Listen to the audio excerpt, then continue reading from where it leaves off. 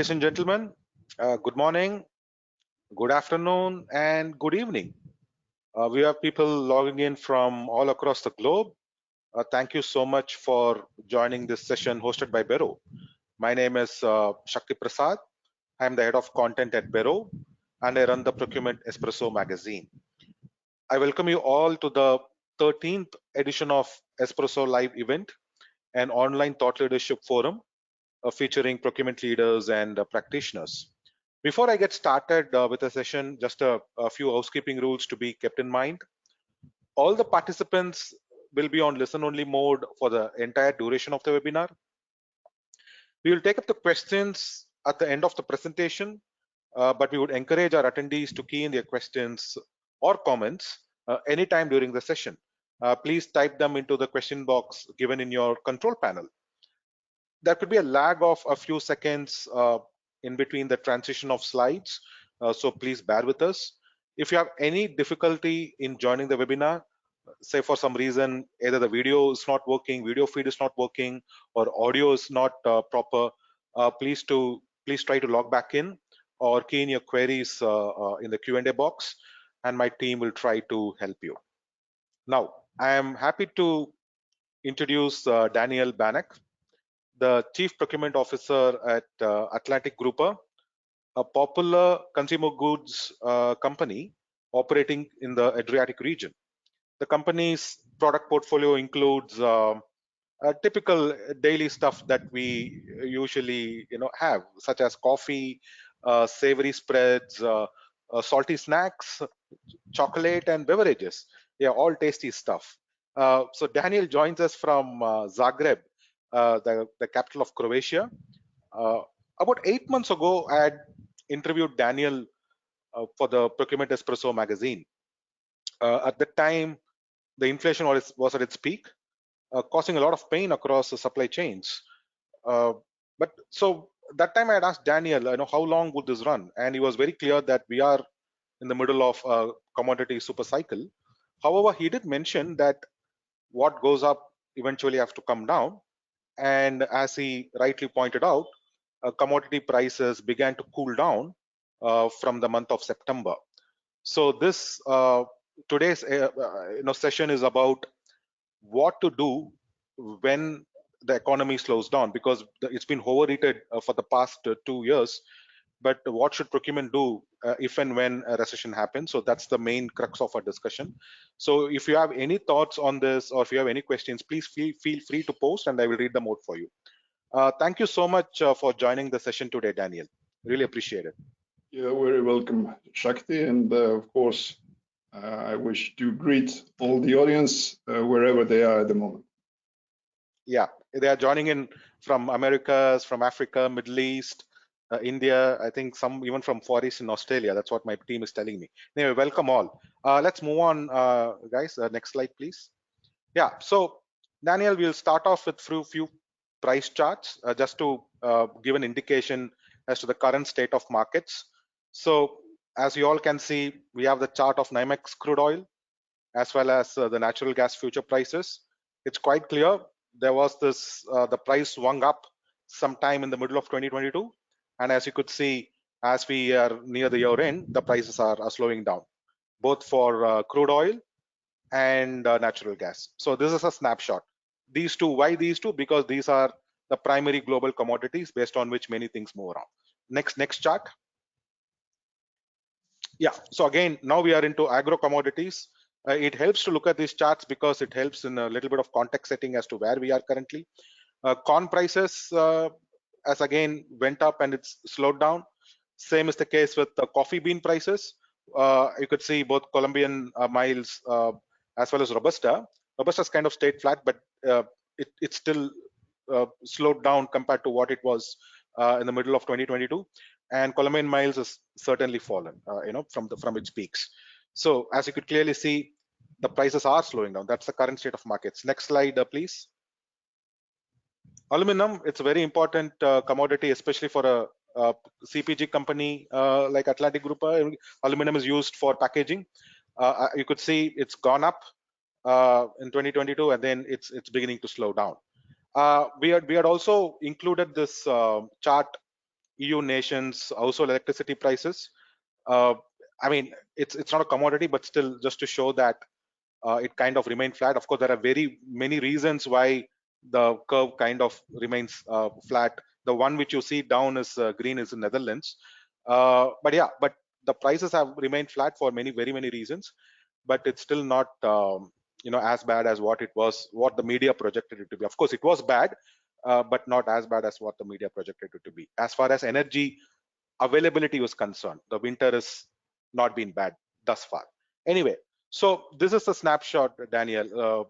You were there operating in the commodities market during the peak inflation, and then you see this prices slowing down.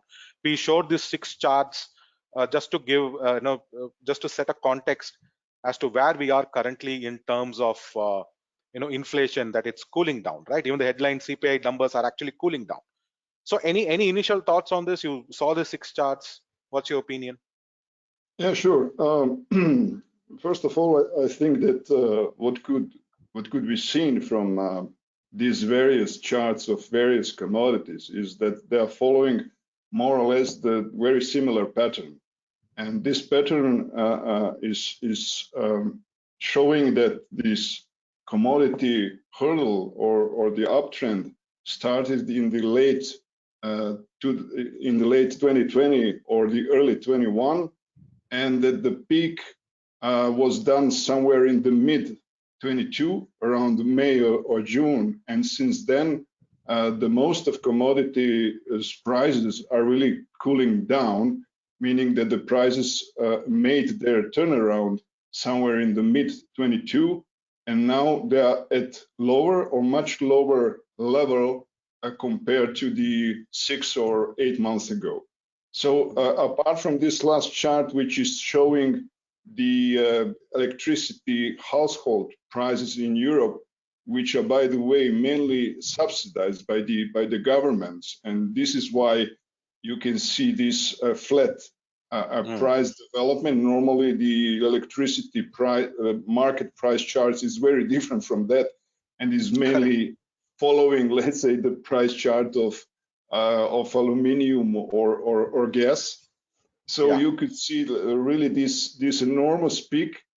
Some commodities went up by 100, 200, or even 300%, which was really unprecedented price hike compared to the last 30 or even 50 years. That's correct. That's correct. So interestingly, Daniel, when we speak to practitioners out there in the market, many procurement teams are still worried about inflation. Even now, even though the headline inflation number has slowed down considerably in the US, especially, as well as in the core EU region, but still procurement teams largely are worried about inflation. We recently did a survey, I think three months ago, but in that survey, more number of people said they're worried about an upcoming recession rather than inflation. So even though procurement in general are continue to worry about inflation, because even though it is slowing down, it is above the 40-year average trend. They are more worried. I think they have kind of planned for, and it's all built in now because much water has flowed under the bridge, so to speak. But they are kind of worried about what will happen if there is a market downturn. I think that's the crux of our discussion. We will come to that later. But I just want to make one note here. We are not here going to predict anything or forecast any number as such. These charts we showed is just to provide a snapshot as to where we are in terms of price trends, just to show that the numbers are slowing down, inflation is cooling down, and what next is anybody's guess. There are many economists who do have differing opinion. Will there be a recession or won't there be a recession? But definitely things are slowing down. Any comments, Daniel, before I move on? Yeah, sure. I mean, this unfortunate mix of inflation and recession is sometimes called stagflation, because it is representing at the same time, let's say, drop in the demand, and at the same time increase in increase in production inputs or all kinds of prices, which is probably the worst combination of all all that exists. So I agree. coming back to your question or to your comment, yes, definitely now we have much clearer signal that the world economy is slowing down. Whether it will turn into recession, it will be a debate probably, and every single expert will have a little bit different opinion, but it is now much clearer that the slowdown is here, and probably we are entering a sort of recession. Cool. That's good. Okay, next slide, please. Yeah, so the latest World Bank report says the world economy to grow by just 1.7% this year. So this will be the third weakest pace in nearly 3 decades. I mean, if you leave out this pandemic year of 2020, which was kind of an outlier, so this would be perhaps on par with either 2009 or basically since 1991. You could say this is going to be one of the slowest year. And if there is a recession, this will be the first time there will be 2 recessions in a single decade. Of course, one happened during the pandemic year, which is a complete outlier, and this will be second time if and when it happens. And of course, the usual suspects, which would eventually cause this, would be a negative shocks like inflation and higher interest rates. So, any thoughts on this, Daniel? Do you think your eurozone? Of course, you predominantly operate in the eurozone. Do you think it's your region is entering into a recessionary period? I mean, first of all, I have to make a big disclaimer. I'm not the economic analyst, so whatever I'm sharing with you is just my personal guess or my personal opinion. And coming back to your question, despite the fact that none of us in procurement is not an economic analyst, we do have some very clear indicators in procurement which are predicting the state of the global economy.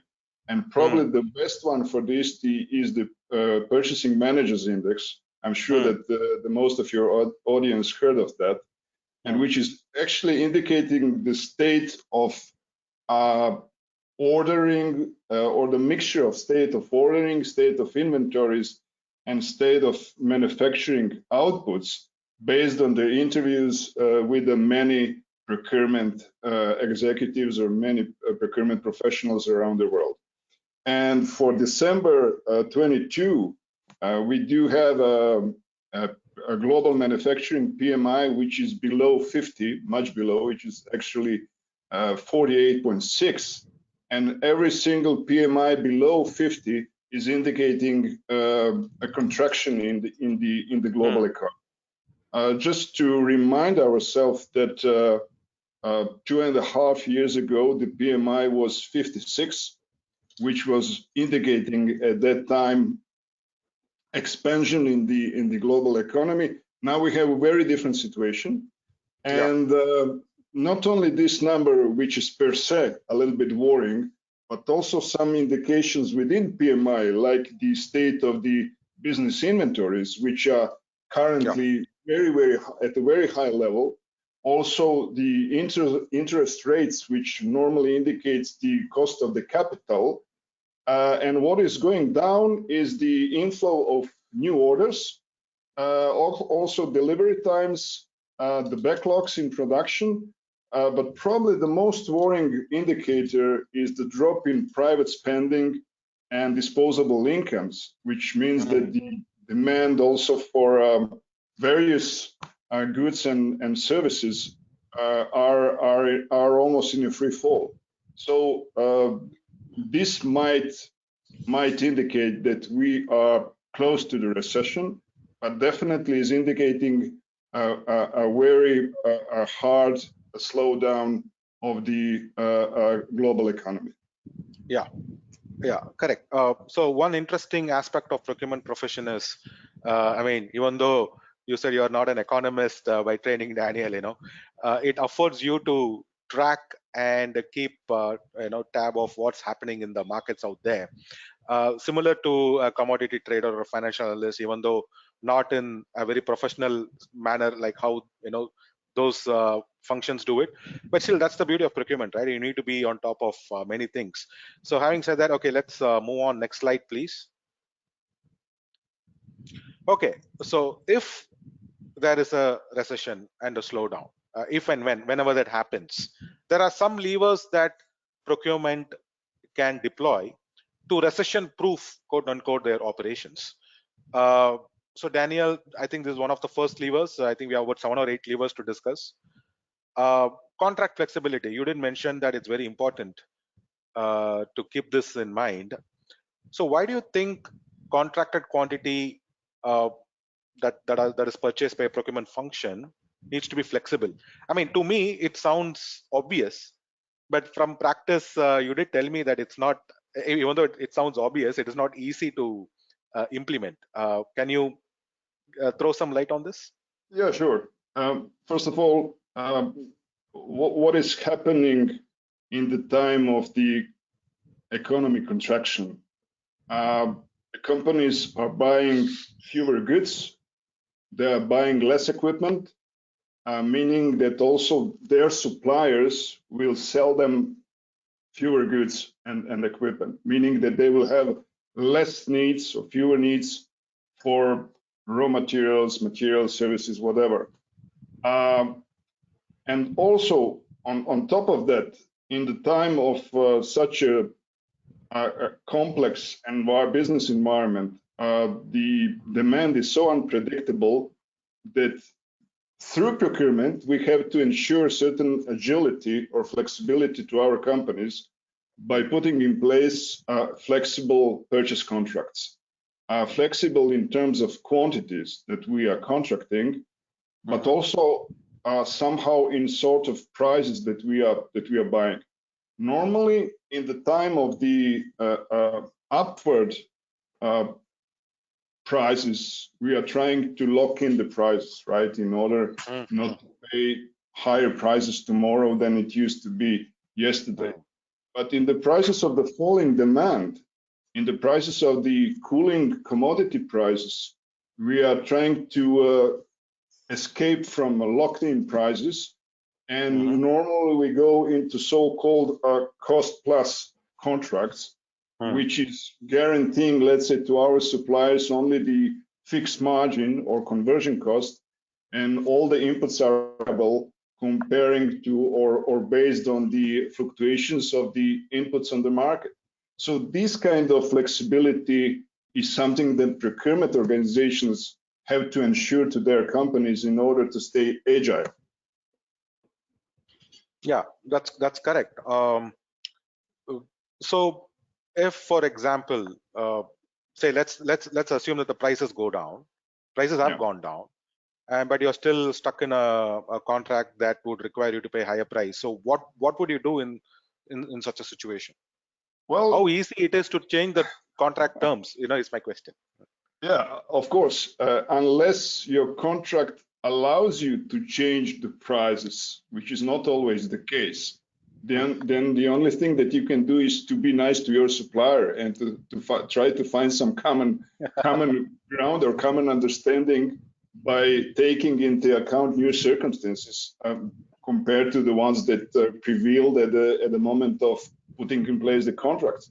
So this is why you have to be very careful on the duration of the contract, and also try to anticipate the future economic, let's say, development in order not to go long, and by doing this to lock in your company in the very unfavorable conditions compared to your competitors who maybe did not do this, right? So actually, you don't have much to do if you really lock in yourself into the fixed price contract, apart from knocking on the supplier's door and asking for the price revision due to the changed circumstances. Correct. Correct. If any of you have any comment on any of these pointers that we are discussing, please feel free to post those comments. My team will relay that to me and I will read that out for you. Okay, so let's move on. Next slide, please. Yeah. So this again is best practice, Daniel. Ensuring supply security as well as monitoring supplier financial health is very important. I think a lot of companies did face the supplier financial distress during this great recession back in 2008 to 2009, caused by the global credit crisis. Because of this lack of signaling mechanism, when companies go bankrupt, suppliers go bankrupt, it's very difficult to replace the supply. So how would you ensure supply security? Just because the prices are down doesn't mean that there is supply, right? I mean, it's people intuitively think, okay, the prices have fallen, so I can now buy that easily, but that may not be the case. I think that's the point you're trying to make here, right? Yes, Shakti, you're absolutely right. First of all, I'm sure that the majority of our today's audience will confirm that, let's say, all their supply chains passed or were on the hardest stress test during the outbreak of COVID 2.5 years ago, when all the supply chains were broken or disrupted, and it was really a fight for resources at that time. So this was probably the time of the strongest disruption in supply chains in the last 30 or 40 years. And if we survived that, and we obviously did, because we are today on this call, I think that we placed the good fundamentals, let's say, for whatever will come. Of course, that was the time of fighting for resources, fighting for ensuring continuity of supply chains, and I'm sure that we all passed this test. Now, again, we have to focus on the continuity of supply chains, not so much due to the scarcity of the supply, but because of the probable concerns on the supply failures that might happen if this recession comes. So we have to continue monitoring our supply chains, but for a little bit different reason that we did it two years ago. And not only to monitor our first tier of suppliers, but to be able to map and to monitor our entire end-to-end supply chains. First of all, we have to understand the structure of our supply chains in order to know exactly from where the goods are coming, who is the producer, where some goods is made or grown, and until the last, let's say, piece of this supply chain.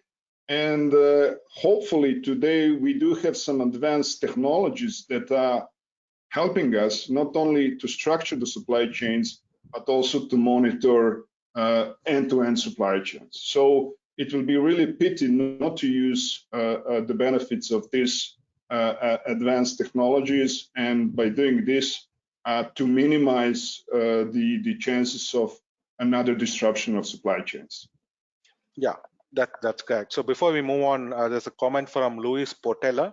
Locking prices in a volatile market may have the benefit of providing visibility to the margin as well as securing that margin against possible price hikes.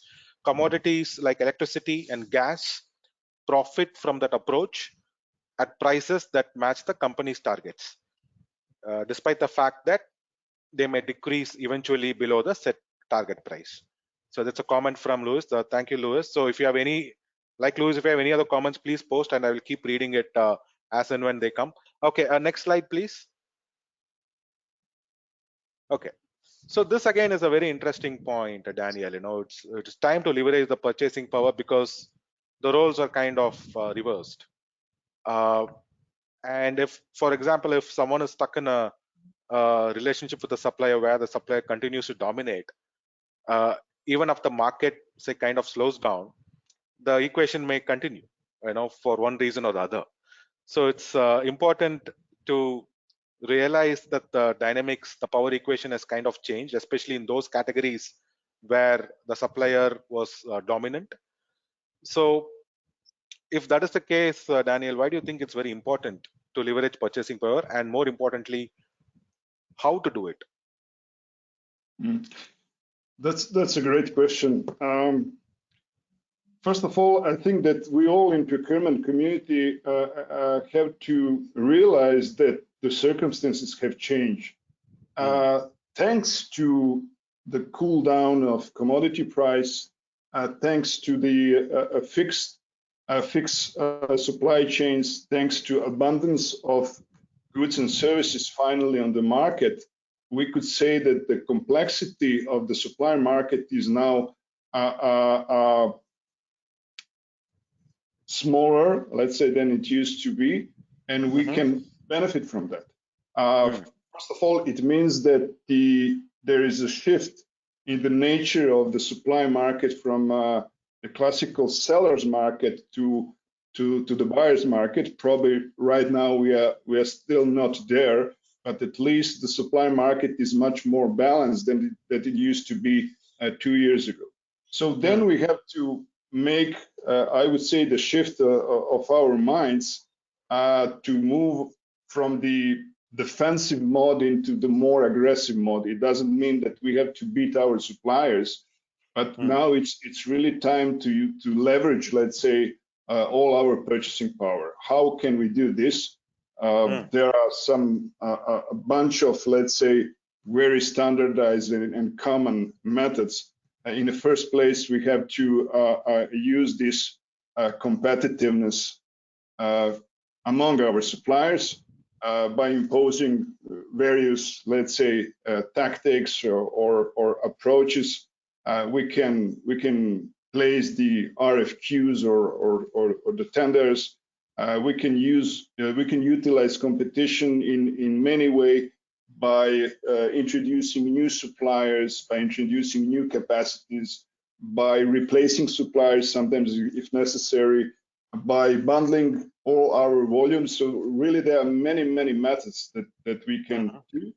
And of course, no one, our companies are expecting from us to profit from this situation, to take the benefit of the drop in demand, and to finally, let's say, to take the lead in the cost mastering. So it's really the right time to make this change and to move on from the seller's market to buyer's market.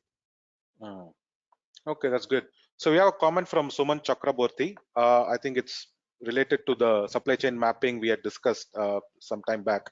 So this is a comment: end-to-end supply chain is not easy if tier one suppliers are not inclined to divulge upstream supply chain. I mean upstream suppliers. If we have AI-based platforms in the market that leverage web scraping of public and private databases, but the utility of such platforms are limited to specific industries such as defense, automotive, and some specific industries. So yeah, I mean, thanks for your comment, Suman. I think yeah, let's move on. Next slide, please. Yeah. So when the market dynamics change, negotiation tactics will also obviously have to change. You didn't mention that we should not beat down the supplier, Daniel, in the previous slide when we were discussing the previous discussion pointer. But there have been instances when we came to know that, you know, even when the market say turned against the supplier, that is when it turns favorable to the buyer as such, the suppliers would still say, well, no, your data is wrong. You know, our costs are still high, and you can't ask for a haircut, say whatever percentage cut that buyers are asking for.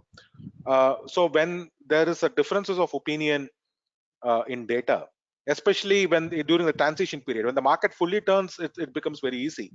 But when during the transition period, it's a gray area, right? Like now, for example, I mean, one can say, yeah, inflation is high. At the same time, one can also say, well, it's cooling down, because this is a very tricky transition period. So how would you negotiate with a supplier who basically fully disagrees with your numbers? Yeah, so first of all, we want to be a data-driven or fact-driven procurement organization. So if we are equipped, let's say, with the necessary data, then we won't be in position that the information or the data stay within the gray zone. So especially if we have so clear indicators of either global or national or micro economy like we have at the moment. So now it's very clear what is happening, let's say, on the market, and it's really our job to first of all to collect the data before the negotiations start, and then to use them on our behalf. What the suppliers will try to do, of course, is to present their product and services in a more complex way. So complexity is something that is working for the seller side, whereas we are trying to decomplex, let's say, the subject of our purchasing as much as possible. And for decomplexing, let's say, the subject of the purchase, we have to have the alternatives. So before entering the negotiations, we have to know the supply market, we have to know the players in this market, we have to know what the other suppliers are offering, and we have to be able to, let's say, decompose the price or the offer of your current supplier in order to be able to anticipate or to calculate the impact of each of the input to the final price of your supplier. If done it right, then there is no fear that you will be fooled, let's say, by your suppliers. It will be really a fact-based negotiations. Yeah, that's correct. So how about availability? I mean, say even if the prices slow down, availability is still a challenge. Do you see that happening at least in your sector, Daniel? Because it was very bad like 8 months ago. Absolutely. Availability of almost entire portfolio of our raw materials and packaging is now much better than it used to be a year or 2 years ago. And this is exactly what is helping, let's say, decomplexing also your supplier market and putting you in the more favorable situation while negotiating compared to a year or 2 years ago. Okay, so we have a comment from Joanne, building on the point with Prasad's comments. So basically, she's just building on my whatever I said some time back. In some cases, because of the material availability challenges, some suppliers went and secured months in advance, raw materials or a period of year for input materials, secured input materials at high prices, and now they push back on reducing prices just because the prices have gone down, because the suppliers may have paid a high price, but now that the market is turned, they may say, no, I paid a high price, so I can't cut it now. So yes, so basically, do you think this would expect to continue in 2023? So that's what Joanne is asking. Definitely, very good observation that someone made. Yes, we are witnessing exactly the situations where our suppliers are telling us, yes, you are seeing the price drop charts, but these are just the general charts, whereas we are still buying either at the high prices or we do have some high inventories of the goods previously bought at the higher prices. In situations like this, we have a very straightforward approach. Those suppliers who have kept their prices unchanged due to their inventories when the prices were going up, and by doing this, avoiding price increases to us, now we are tolerating, if I may call it like this, the same approach while the prices are going down. And in order to be able to do this, we have to have a very transparent exchange of information about suppliers' inventories. in every single moment to know what the inventory level of certain materials or whatever for us is, and at which price this inventory was bought. Like, or doing like this, not only that we are also, let's say, acting according to the market, but we are also treating in a very fair manner some of your suppliers. So that would be the approach I would advise to everyone. Yeah, that's a good one, Daniel. So I know you mentioned inventory like few times, so we'll come to that. Next slide, please. So this is again a very interesting point that you had raised. When we were discussing this some time back, Daniel. Recalibrate the supply base if required. That is, recalibrate, reconstitute, reshape it if it's required, especially when there is a slowdown, because a slowdown is an opportunity to do that. Why do you say so? Because of a simple reason. What brought you to the position where you are at the moment, or what brought you in the past to certain success, does not mean that the same approach will bring you to the similar success in the future. It's the same approach for the supplier base. It doesn't mean that the suppliers who actually, let's say, were absolutely in line with your business requirements 2 or 5 years ago are still in line with your updated business requirements. So don't forget that the business requirements of your company could change very frequently. I mean, if the name of the game for your company 3 or 5 years ago maybe was to be flexible and fast and to have enough goods, now it's maybe time to shift to the price competitiveness or innovations or whatever, differentiation. So based on the changing business requirements, you have to readjust your supplier base. Even though it means that you have to get rid of some suppliers who were excellent in the past, but probably do not comply, let's say, to your business requirements any longer.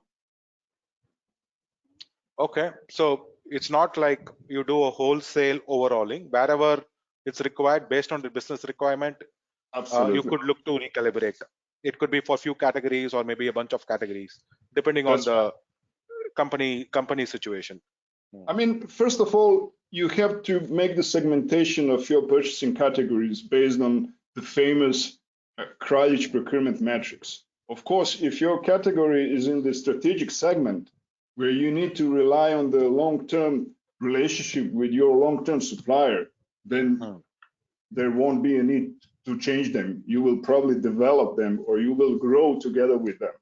But if your category is in the leverage segment or maybe in the routine segment, then the change of supplier base, the change of suppliers, it's one of the levers that you can really you have to do from time to time. So it's really it's based on the segmentation of your purchasing categories, and also it is always good to make this exercise. How do your suppliers see you by doing this supplier preferencing exercise as well? Yeah, correct. So let's move on. Next slide, please.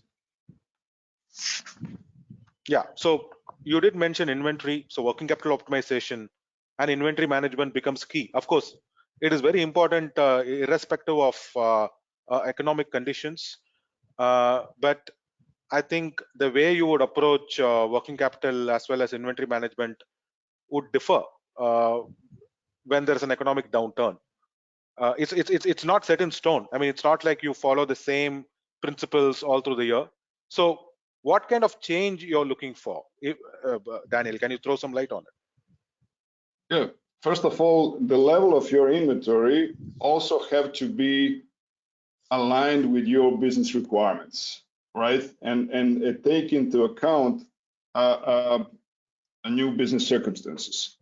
If you anticipate the price drop, the drop in sales and drop in the outputs, of course you have to adjust accordingly your inventory strategy. So first of all, you always have to keep very agile approach in managing your inventories. You have to recalibrate or reassess, let's say, your inventory strategies depending on the new circumstances. Of course, we do not have to forget that 2 years ago, especially during the first wave of the pandemic, keeping inventories was our, I would say, shield against disrupted supply chains. So it was actually the risk management strategy. Now it's more about the cash management, especially if the time comes when the cash will be a new king. We really have to pay attention to the working capital optimization. It's not done only through the mastering of the inventories, but also by paying attention to the payment terms as well. So we have to pay attention to the extension of the payment terms as much as possible, of course, in accordance with the certain positive laws in the countries where you are operating. So there are many, let's say, approaches and many ways how to contribute to the optimization of the working capital, not only through mastering the inventories, but of course this is probably the most visible approach with the most visible outcomes. Yeah, that's good. Okay, let's move on. Next slide.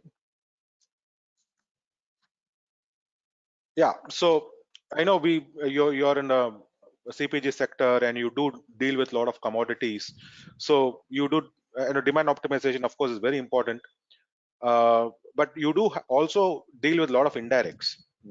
So I think demand optimization for directs and you said demand control for indirects is one of the keys levers that you would deploy. You had said. Can you explain the difference? What is demand optimization, and how would you differentiate it with, say, indirect categories?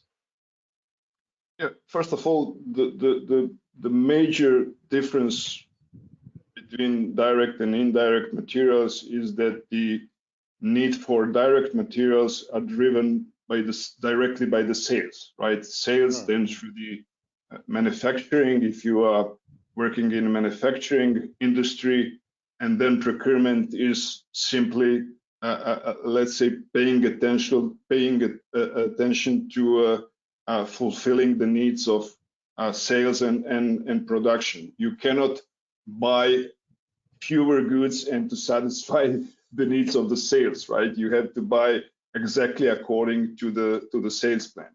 Whereas in indirects, you can really manage the demand. I mean, you can support your sales in a majority of the ways by also reducing the demand for indirects, because they are not so much directly linked to the needs of the sales. I'm just taking an example of reducing the demand for, I don't know, stationery or furniture or new mobile phones or IT equipment or cleaning agents. So you can really act and you can really impact the cash flow by reducing the demand, not only by reducing the inventories and by reducing the prices. But of course, you cannot do it in isolation. I mean, you cannot do it alone in procurement. The whole activity has to be coordinated among the wider, let's say, scope of the various departments of the company. And by doing this, you will definitely enable your company not only better cash position, but also you will take care to all the needs of all the departments. So this is the major difference between the demand optimization in directs and indirects. And now it's really time to pay attention again to the demand of indirect goods and services. Okay, that's interesting. I think we are almost near the end of our main discussion. Before we take up audience questions, I know we already read few comments. Next slide, please. Okay, so category management, remains the key differentiator. Come what may, the first principles don't change. Why do you think this is important? By deploying category management strategy, do you see any difference in terms of signaling mechanism, reaction time? Because many of the points that you had said, contract flexibility, inventory management, etc., would need a certain long-term vision and certain signaling mechanism for you to react, as well as do things proactively and before things get out of hand. So what is your first-hand experience about category management, and why do you think this is a key differentiator? Yeah, first of all, I think that without category management in procurement, the most of your decisions will be made on an ad hoc basis, which is not something that you prefer, definitely. So category management is enabling you also to provide a certain vision on how to manage your key category strategies and to act according to certain plan. Again, I will come back to the business requirements, because business requirements are something that to the great extent define how the category strategies will be developed for certain purchasing categories. And especially if we know that within our category management, there are at least three major streams. The first one is a sourcing strategy, then there is a supply relationship strategy, and finally risk strategy. So by putting in place a proper sourcing, supply relationship, and risk strategy, you are somehow shaping the whole approach towards certain procurement strategy, and actually you are executing your long-term vision into certain sequence of actions. Without this, it will look like you enter into the cockpit of the airplane without any plan where to go, which altitude, let's say, to fly. And what is extremely important, that prior to starting creating your long-term vision, you do your so-called checklist, let's say, in the same manner as the pilots are doing this before taking off their planes. So I think that the category management is the matter of giving certain structure to mastering your categories, apart from having a long-term or mid-term vision and goals. It is also helping you to structure your intermediate steps, to monitor their execution, and to be sure that you are acting in line with your long-term plan. Yeah. So just to add to the point, I think it's also important that procurement teams continues to relay any price changes or cost changes or any contract changes or any supply market movements for that matter to the sales and the finance team. Only then they'll be able to adjust their strategy. Otherwise, inventory will pile up at one end, and there'll be a lot of bickering if the coordination is not good. So, yeah, any thoughts on that? Effective communication? Yeah.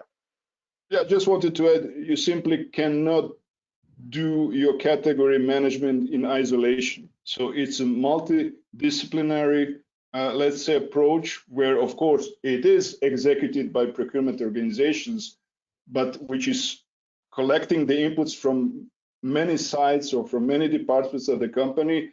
And sometimes you are even setting the goals together with the other departments, with the other colleagues. So it's not like acting or executing category management alone. It's a really a nice example of the multidisciplinary approach. Cool. I think our core discussion is ended. I think we will move on to the Q&A segment. We did take a few comments and questions already. So let's move on. Yeah, questions. So here's a question from Rebecca Fernandez. Can you share your experience that despite stock levels and the fact that the suppliers have purchased goods at a higher price, uh, is that possible to extend payment terms? How do you deal with that? And then she has a follow-up question. The question is now the right time to ask suppliers to implement longer payment terms? Yeah, it's a good question. First of all, the agreement on the payment term is a part of your whole negotiation package with your suppliers. In the same manner as you are negotiating the prices or the Incoterms parity or the quantities, you're also negotiating your payment terms. Some companies impose their standard payment terms in a let's say form of the general terms and conditions, and they simply imposing, let's say, these payment terms towards every single supplier. Of course, you can do it only if your purchasing power is much higher or much stronger than the purchasing power of your suppliers. But in some companies, payment terms are even non-negotiable. I mean, it's 30 or 60 days, take it or leave it. Maybe in theory, take it or leave it, but in practice, it is always the matter of negotiating with your suppliers. So coming back to the question whether it's a good time for extending the payment terms. Well, it depends in the first place on the cash position or the financial position of your company, right? So if you have among your ultimate goals something about the cash optimization, the working capital optimization, then probably you will set up this goal also towards your suppliers and to try to extend the payment terms as much as possible. But at the same time, you have to pay attention about the financial health of your suppliers. I mean, if by extending this payment terms towards your suppliers, you're putting your suppliers into the awkward situation and increasing the chances of their financial failure because of that, then it might hurt you as well. So you have to be very careful. This, I would rather suggest to go case by case than simply imposing the same long payment terms towards every single supplier. Okay. Thanks, Rebecca, for the question. So we'll move on. Next question is from Subs Tripathi. A lot of the discussion has been for commodities. I mean, we predominantly discussed the commodities. What are you seeing in services, especially as wages are sticky and probably will lack commodities by some timeline, so maybe 6 to 12 months. But you do deal with a lot of indirect services, right, Daniel? So any thoughts on this? Yeah, sure. First of all, for services, unfortunately, you cannot extract some charts and say, okay, this is the reference point for cleaning service, or this is the reference point for, I don't know what. Maybe for the sea transportation, you can do it because the sea transportation is so commonly used and there are some standard reference point. But you have to ask yourself, what is behind, let's say, the price that you are paying for your services? After all, there are also certain commodities behind it which are making the cost structure of your service provider, be it a gasoline or the fuel for their vehicles, or maybe some agents or raw materials they are using. After all, there is also the wage or the labor cost which is behind them, and which is also very easily, I would say, easy to check and to understand the cost structure of your service provider. So, of course, there are some differences because they are not selling you sugar or cocoa or aluminium, but they are selling you something which is made of either some commodities or some inputs that are easy to check. So you also have to have more or less the same approach, to go into the price structure or the cost structure of their service, and then to see alone or together with them what their service should cost based on the price breakdown that you have done. Okay. So next question, again, it's around indirects. This is from Zanna Lazar and Co. What are your recommendation on management of indirects in the coming period? Well, first of all, there are really some significant differences what indirect materials means for someone. I mean, for my industry, indirects are stuff like, I don't know, cleaning agents or protective clothes or furniture maybe. In some other industries, indirects meaning something else. If you take an example of financial services or maybe telecom or insurance, this is completely different definition of indirects compared to some manufacturing industry. So maybe depending on the industry in which you are, you have to really see what is the division between the indirect and direct. And coming back to the question of how to manage the indirect cost, if they are not crucial for your performance, then the first thing that you can do is to manage the demand, as we spoke about. So first, you really have to see whether you have to change your mobile phones every 2 or 3 years or not, whether you have to have new chairs in your offices every 5 years or not, whether you have to change your company cars every 3 or 4 years or not. So these are the questions that you have to ask yourself before even approaching your suppliers. And once you answer these questions, and once you are sure about your demand, then you can really go into the price breakdown task with your or exercise with your suppliers. Also, depending on these famous Kraljic procurement metrics, you have to make a distinction between the strategic services and those where you can really leverage your power. So not really so much different approach compared to the direct materials. Okay, so next question is from Andrew Savage. How do you market test to know whether a price increase or a decrease is accurate and that the supplier is not taking advantage? Well, I think that we talk about this. First of all, is to prepare yourself based on facts and information for negotiations or for meeting your suppliers. I think that the last thing that the procurement professionals should do is to ask your suppliers what their inputs are. So you have to know, not maybe better than them, but almost equally what their inputs are, and to be prepared with this data before approaching them or before having them on negotiation. So maybe in some cases, especially if we are talking about indirects, these data are not so accessible as we are talking about pure commodities, but you have to find your way really to dig into the dig deeper, let's say, into the price breakdown of their services and goods, and prepare yourself by having very clear cost structure of your supplier. So it's not easy in the same way as for direct materials, but it's manageable. Okay, so there's a comment from Lisa Nadayu. Working capital optimization would include pushing out payment terms and moving to consignment inventory. So that's a comment from Lisa. Thank you, Lisa. So I know we are almost run